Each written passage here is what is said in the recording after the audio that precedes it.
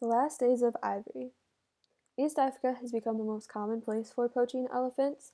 Militias and terrorist groups are the main people involved in the elephant poaching. They poach elephants from national parks and countries that they are not native to. Some countries like China, Kenya, Malaysia, and others are more of a concern with the illegal ivory trade. Some ivory is legal to sell, and traffickers use this to their advantage by mixing in their illegal ivory with it. In 2013, the Central African Republic's president was overthrown by a terrorist group. They were able to do this by selling 300 tusks and use this money to buy weapons. Certain ivory shops will advertise in different languages to attract buyers from multiple countries. Sudan is a safe haven for ivory traffickers. Their government is heavily involved in the illegal ivory trade and are a main supplier of ivory to Egypt.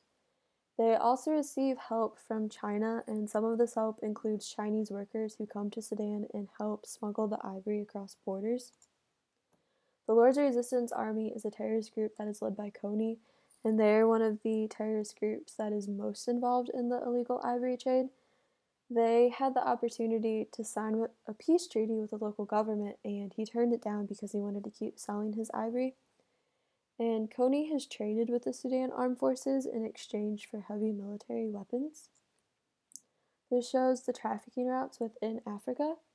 The darker black lines are the primary routes they use, and the dashed ones show countries that they ship to. So you can see they ship to Europe and the US and the Middle East and China. This shows ivory trade on a larger scale. The blue lines are the trade routes, and the yellow and red that is in Africa is high elephant population and poaching areas. Terrorist groups are the main people selling ivory. Some locals and park rangers have gotten involved because they see how much money terrorist groups can make and want some of that for themselves. Ivory hit its sales peak in 2008. Selling ivory helps terrorists fund their operations, their ammunition, and weapons. It can also be traded for these weapons, along with medicines and other needs. The selling of ivory is also a way for terrorist groups to get into other countries and gain power. China is the largest buyer of ivory with 60 tons.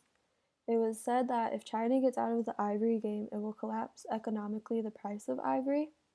And mafia organizations purchase it for China because it is illegal and the Chinese government cannot buy it. In recent times, the United States has been a buyer as well. In 1989, a ban was passed from the international community to stop killing elephants, and in 1999, along with 2008, they allowed people to legally sell a certain number of their pre-banned tusks. This is what started the movement of people selling ivory and increased the demand for it.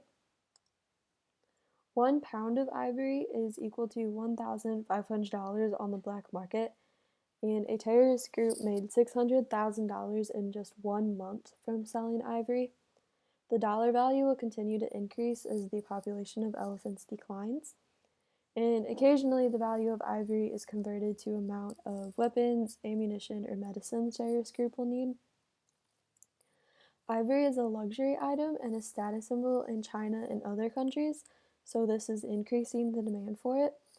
And because the demand is high, the dollar value is high as well because there are not a lot of resources.